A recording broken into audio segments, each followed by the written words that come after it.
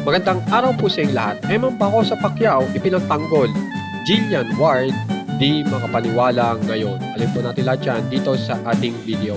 Dito po muna tayo kay Ma'am Jillian Ward at napakagandang balita po dahil naka 5 million views na po ito pong ginawang rehearsal. Rehearsal pa lang po ni Ma'am Jillian Ward para sa kanyang concert. So panoorin po muna natin kung saan po ay talagang marami pong namangha dito sa kanyang sayaw na ito at ultimo mga stars po ay nagsi-komentuhan. So panoorin po muna natin.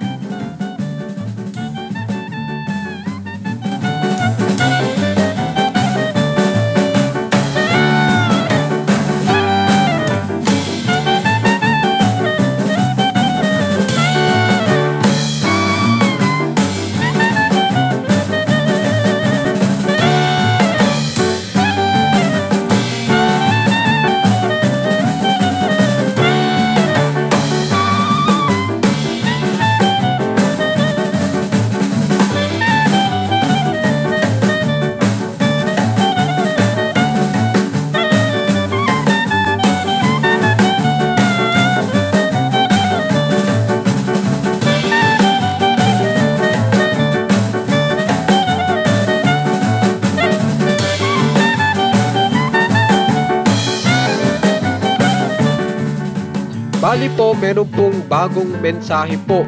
Yang video na yan, nagkaroon na naman po ng panibagong komento.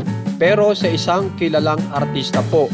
At ito po ay mula kay, basahin po natin, mula kay Rupa May Quinto.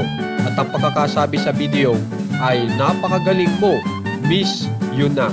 So talagang ang dami nga po naghahangaan dito po sa rehearsal ni Jillian Ward. Isipin nyo, rehearsal pa lang yan. Paano na kapag concert na talaga? Di ba po ba? Ngayon naman po, magpunta naman po tayo kay Sir Eman Bacosa Pacquiao kung saan ay ito nga po nagkalabasan sa social media na ito pong si Ma'am Joanna Rose na mami ni Eman Bacosa Pacquiao ay may mensahe po kung saan ay sinasabi niya na hindi na usaping talo o panalo ito, kundi ang kapabayaan ng referee na ipatupad ang rules para rin sa kaligtasan, sir. Kung hahayaan lang, maaaring maulit pa sa iba. At maraming boxer ang pwedeng madisgrasya, sir. Thank you. So yan po ay may mensahe ni Ma'am Joanna Rose na mami ni Eman Bacosa Pacquiao. At sinasabi na nagbigay daw ng complaint itong kampo ni Eman Bacosa Pacquiao sa GAB. At pag sinabi pong GAB ay ito po yun. In Philippine Boxing, GAB stands for the Games and Amusement Board, which is the government-run regulatory body responsible for overseeing, licensing, and supervising all professional sports in the Philippines. So medyo malupit po yung ginawa pala ng parte ng kampo ni Eman Bacosa Pacquiao. Isipin nyo naman, di dyan nag-complaint sa GAB. At ito nga po ang sumunod kung saan ay sinasabi po dito na sina boxer Rodelyn Perez at referee Gerald Tomeldan ay naharap sa isang opisyal na disciplinary investigation at posibleng mga sanctions o suspension mula sa GAB. Ito ay matapos maghain ng formal na reklamo ang kampo ni Eman Bacosa Pacquiao sa pamagitan ng kanyang manager na si Joanna Rose B. Dino noong Hunyo 26, 2026 kaugnay ng kanilang naging laban para sa PBF Youth Lightweight title sa Muntinlupa. Okay?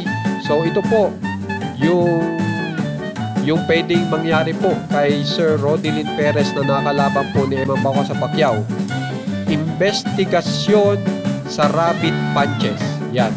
Formal siyang iniimbestigahan ng GAB dahil sa aligasyon ng sadyang pagpapakawala ng mga illegal blows o rabbit punches sa likod ng ulo at base ng bungo ni Paco sa Pacquiao. Yan. Tapos, ang posibleng parusa po, kung mapapatunayang lumabag sa panuntunan ng malinis na boxing, maaari siyang patawan ng multa. Okay, kung lumabag po sa panuntunan sa malinis na boxing, maaari po siyang patawan ng multa, suspension, isipin nyo naman yan, may multa na, may suspension pa, o kaya pansamantalang pagbawi ng kanyang GAB boxing license. Isipin nyo, pwede palang mawala ang lisensya ni Rodilyn pag napatunayan na talagang siya ay nag-rabbit punches. Epekto sa titulo, yan, ito pinakamahalaga. Bagamat nanalo siya via majority decision, ang kinalabasan ng investigasyon ay maaaring magbunga ng utos para sa isang mandatory rematch o pagbabago sa opisyal na resulta kung mapapatunayang mabigat ang naging foul. Isipin nyo, pwedeng magkaroon ng rematch si Eman Paco sa Pacquiao. Kung maalala nyo, yung una kong report ay payag si Rodilyn Perez na magka-rematch. Pero ito pa po ang isang tsansa, malaking tsansa na talagang pwede sila mag-rematch kung mapatunayan nga po na nag-rabbit punches si Rodilyn Perez. At pagkatapos nga po niyan ay kapansin-pansin po yung mga nakakonekta kay Eman Paco sa Pacquiao na nagre-report po sa buhay ni Eman Paco sa Pacquiao, katulad po ng kanyang kapatid, ay talagang makikita nyo, tinanggal na po yung pagre-report kay Eman Paco sa Pacquiao. Halatang yan po ay patungkol na sa legal na usapin, kaya hindi na po nag-upload ng kung ano nangyayari kay Eman Paco sa Pacquiao ngayon. So nung malaman po ni Sir Rodilyn Perez ang complaint na yan, ang sinabi niya, nakaka-discourage mag-boxing. Kaya naman guys, kung makikita nyo sa picture, tinamaan talaga po dito sa may batok sa likod si Eman Paco sa Pacquiao na sinunod-sunod pa.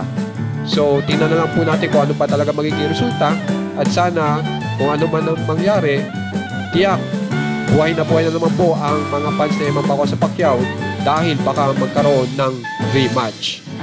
Kaya naman po, kung gusto nyo pong ma-update kina Jillian Ward at kay Eman Paco sa Pacquiao, subscribe na po kayo sa ating channel na One Katawa. Maraming salamat po.